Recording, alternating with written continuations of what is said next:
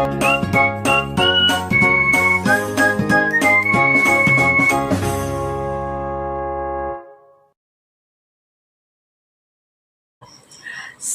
dan bahagia, Bapak Ibu guru hebat.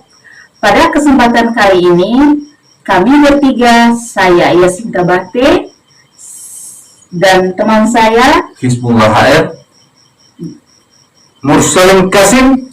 Kami bertiga akan melakukan praktik coaching dengan posisi yang berbeda sebagai observer, sebagai coach, dan sebagai coachee. Terima kasih. Oke, siap? Siap.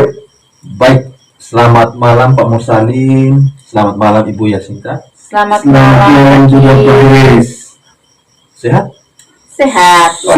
Oke, puji Tuhan sehat. Nah, pada sesi kali ini saya akan bertindak sebagai observer atau pengamat dalam mengamati proses coaching yang akan dilaksanakan oleh Ibu Yasin sebagai coachee dan juga Pak Mursalim sebagai coach. Ya. Nah, sebelum melakukan proses atau melaksanakan praktek coaching, ada beberapa hal yang mungkin akan saya pertanyakan di Pak Mursalim sebagai coach. Nah, yang pertama itu adalah sudah sampai mana kesiapan Pak Mursalim dalam melaksanakan proses coaching? Ya, terima kasih Pak Hes. Terkait dengan persiapan pelaksanaan coaching pada kesempatan ini, yang sudah saya siapkan itu saya coba memahami tentang alur tirta sehingga pelaksanaan coaching ini sesuai dengan alur tirta tersebut. Kemudian saya juga belajar memahami tentang bagaimana kompetensi menjadi seorang coach, yaitu yang pertama hadir seutuhnya, mendengarkan secara baik, kemudian yang terakhir itu mengajukan pertanyaan-pertanyaan yang berbobot. Oke, baik. Dari paparan yang disampaikan oleh Pak Mursalim tadi sebagai coach, Pak Mursalim sudah mempersiapkan sesuai dengan alur tirta. Ya. Alur tirta itu tujuan, identifikasi masalah, kemudian rencana aksi, dan yang terakhir itu adalah yang bertanggung jawab. Itu alur tirtanya. Kemudian Pak Mursalim juga tadi sempat menyinggung tentang kompetensi coach sendiri. Antara lain yang pertama itulah hadir sepenuhnya atau present. Kemudian yang berikut itu adalah mendengarkan secara aktif. Nah, yang terakhir itu adalah mengajukan pertanyaan yang berbobot.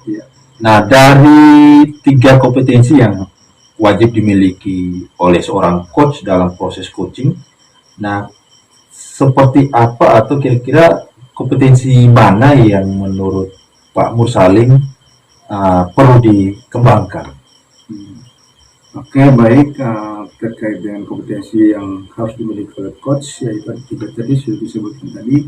Tetapi pada kesempatan ini saya ingin lebih mengembangkan secara efektif itu terkait dengan kompetensi mendengarkan secara efektif.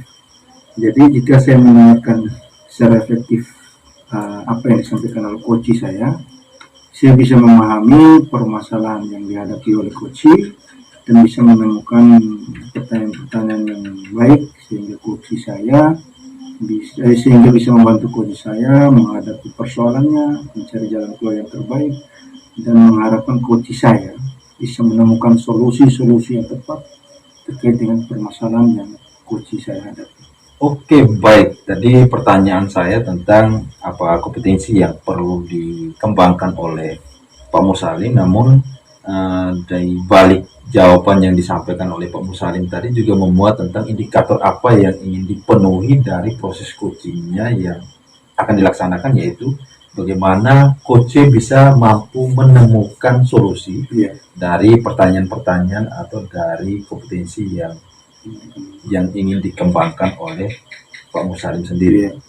Saya ulangi lagi bahwa kompetensi yang ingin dikembangkan oleh Pak Mursalim dalam proses coaching kali ini itu adalah mendengarkan secara aktif sehingga bisa memunculkan pertanyaan-pertanyaan yang berbobot yang bisa menggali solusi dari si coach sendiri. Oke, mungkin itu saja Pak Mursalim komentar dari saya sebagai observer. Mungkin selanjutnya saya beri kesempatan kepada Pak Mursalim dan Ibu Yasinta untuk bisa mempraktekkan coaching sendiri. silakan saya berikan kesempatan. Terima kasih Pak His. Kita mulai saja. Ya, siap. Selamat malam Pak Musalim. Selamat malam Ibu Yasin. Gimana kabarnya Bu? Baik, tapi ada kegundahan yang sedang saya alami. Dan ini saya ingin meminta waktu Ya. Pak Musalim barang 15 menit begitu. Kalau Pak Musalim memberikan saya kesempatan, saya ingin bercerita sedikit tentang apa yang menjadi kegundahan hati saya selama beberapa minggu terakhir ini. Ya. Oke, untuk kalau waktu, saya ada waktu sekarang, kemudian saya tidak ada kesibukan lain. Kira-kira Ibu Yasin ingin dapatkan dari obrolan yang akan kita lakukan itu apa? Sejujurnya saya ingin mendapatkan solusi dari masalah yang saya hadapi di kelas saat ini. Ya. Kira-kira persoalan apa yang Ibu Yasin alami? Pak Musalim, situasi yang saya alami sekarang di kelas tuh adalah ketidakhadiran siswa.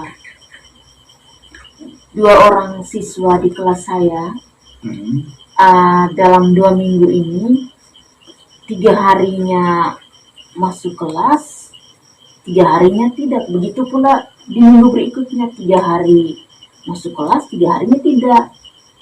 Oh, jadi persoalan yang Ibu Yasin alami adalah ketidakhadiran siswa. 2 orang siswa yang dalam 1-2 minggu ini tidak hadir. Nah, kira-kira penyebabnya apa Ibu? Penyebabnya mungkin kebetulan minggu kemarin ada kunjungan dari bendahara komite ke kelas melakukan penagihan yuran komite.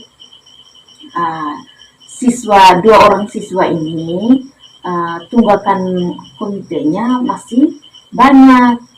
Menurut yang saya dengar dari teman-temannya bahwa kedua siswa ini tidak masuk sekolah karena ada rasa beban, mereka belum melunasi uang sekolah. Dan menurut teman-teman juga ada yang pergi bantu berjualan dengan bapak mamanya di pasar, ada juga yang menjadi kernet mobil. Jadi itu yang saya dengar laporan dari teman-temannya. Tuh. Nah Ibu, saya ingin tanyakan sedikit tentang tingkat kehadiran siswa di kelas Ibu ya. Jadi kalau skalanya antara 1 sampai dengan 10, kira-kira tingkat kehadiran siswa di kelas Ibu itu di angka berapa? Kalau saat ini saya pikir-pikir masih ada di angka 6 ya Pak, karena belum 100%. Tingkat kehadirannya belum 100% di kelas. Oh begitu. Jadi kalau begitu saya ingin tanyakan lagi, kira-kira yang Ibu ingin atau yang Ibu harapkan, kira-kira kondisi ideal di kelas tentang kehadiran siswa itu yang Ibu harapkan itu seperti apa?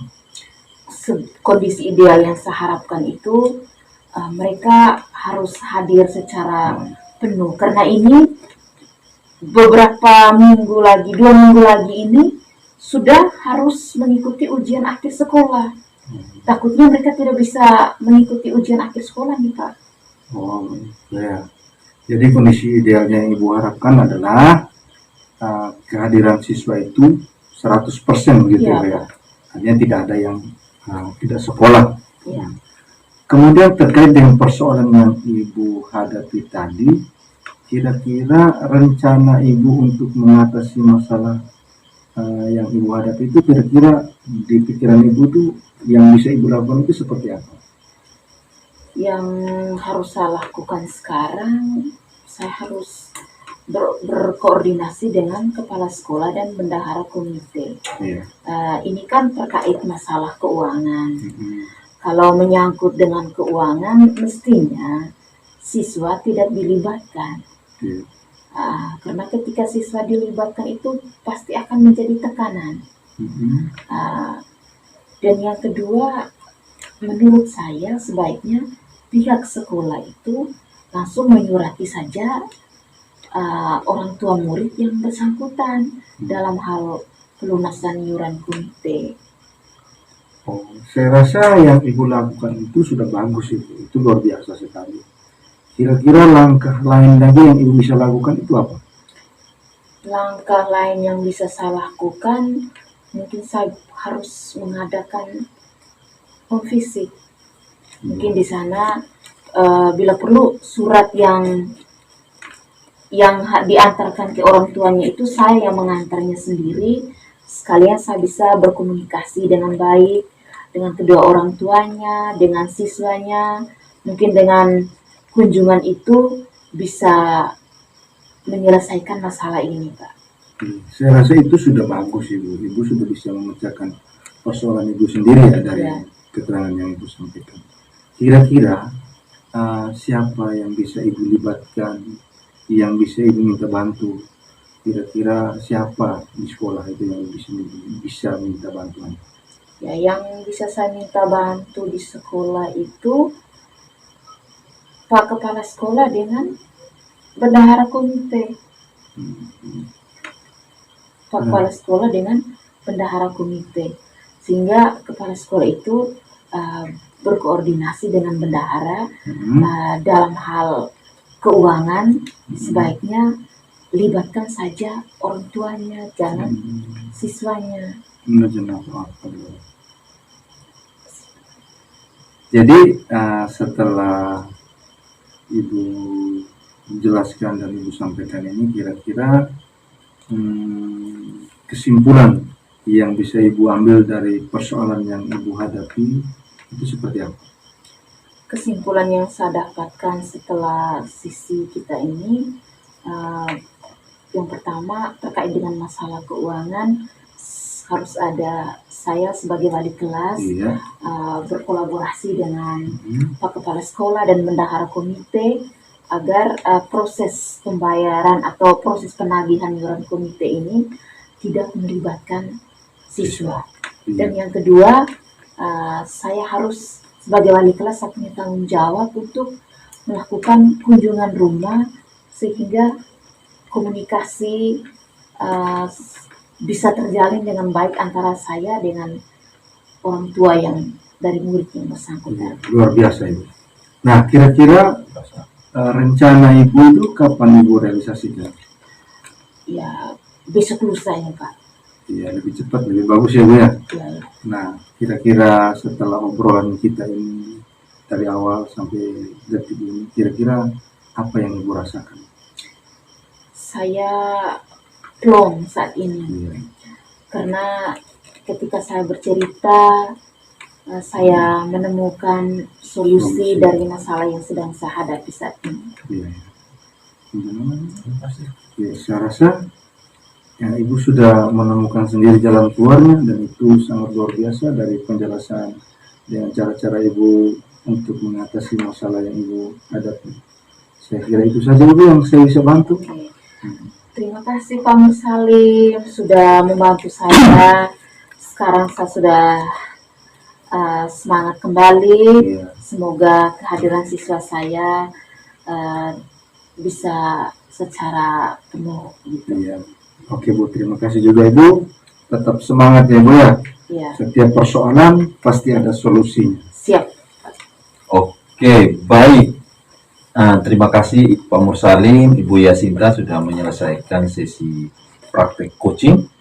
Di sini saya sudah mengamati beberapa perlakuan yang sempat Pak Mursalim dengan Ibu Yasinta lakukan terkait dengan proses coaching yang baru saja diselesaikan tadi terkait permasalahannya Ibu Yasinta sebagai coach ya. Baik, dari hasil pengamatan saya terkait proses coaching yang Pak Mursalim lakukan terhadap Ibu Yasinta, dilihat dari alur tirtanya, Pak Mursalim sudah sangat jelas menerapkan alur tirtanya di dalam proses coaching tadi. Tujuan disampaikan, kemudian identifikasi masalah digali, rencana aksi juga disampaikan oleh coach sendiri, dan coach sendiri mampu menyampaikan keputusan yang bertanggung jawab terkait masalah yang diutarakan tadi. Untuk kompetensi sebagai coaching sendiri, Pak Musalim, sebagai coaching sendiri, kompetensi tadi kalau tidak salah, tadi Pak Mursalim ingin mengembangkan kompetensi mendengarkan secara aktif. Iya. Nah, dari kompetensi ini saya pikir Pak Mursalim juga hadir sepenuhnya mendengarkan apa yang disampaikan oleh Ibu Yasin tadi sebagai coaching. Saya pikir sudah sangat baik. Pak Mursalim juga bisa melahirkan pertanyaan-pertanyaan berbobot dari mendengarkan aktif yang Pak Mursalim kembangkan tadi. Nah, menurut Pak Mursalim, ketika Pak Mursalim melakukan proses coaching dengan Ibu Yasinta tadi, hasil yang diharapkan Pak Mursalim itu apa? Ya, yang terima kasih Pak His. Dari proses coaching yang dilakukan antara saya dengan Ibu Sinta, yang mana saya sebagai coach dan Ibu Sinta sebagai coach tadi, yang ingin diharapkan yang pertama terkait dengan kompetensi tadi yang ingin saya kembangkan, yaitu mendengarkan secara aktif, dan itu saya sudah lakukan tadi. Sehingga apa yang diharapkan itu adalah bagaimana saya bisa memberikan pertanyaan-pertanyaan yang berbobot sehingga bisa membuat Ibu Yasin menggali potensi-potensi yang ada, dan Ibu Yasin bisa keluar dari persoalan atau permasalahan yang dihadapi. Saya rasa seperti itu intinya. Oke, baik. Saya juga tadi berdasarkan pengamatan juga menangkap bahwa pertanyaan-pertanyaan yang dilontarkan oleh Pak Mursalim tadi kemudian menghasilkan solusi-solusi yang Ibu Yasin bisa dapatkan dari permasalahan yang Ibu Yasin alami sendiri. Nah, ketika Pak Mursalim nanti menjadi coaching di coach-coach yang lain, kira-kira kompetensi apa lagi yang ingin Pak Mursalim kembangkan? Kalau saya melakukan coaching dengan coach yang berbeda, atau posisi saya sebagai coach, kompetensi yang ingin saya kembangkan yaitu mengajukan pertanyaan-pertanyaan yang berbobot. Itu yang sangat penting menurut saya. Kenapa pertanyaan-pertanyaan berbobot itu sangat penting? Karena dengan pertanyaan-pertanyaan berbobot itu bisa memancing coach untuk menemukan solusi dari persoalan yang coach hadapi, sehingga coach itu bisa dengan sendirinya keluar dari persoalan yang ia alami. Seperti itu. Siap. Oke, baik.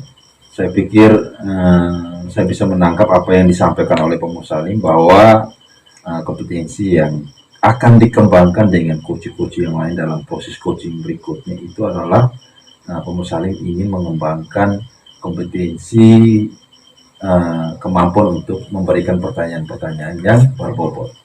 Oke, mungkin demikian proses coaching kita di sesi ini. Terima kasih Pak Mursalim sebagai coach dan Ibu Yasin sebagai coachingnya. Sekian, terima kasih. Terima kasih. Sekian saja praktik coaching kami kali ini. Di akhir coaching ini, saya akan menghadiahkan sebuah pantun.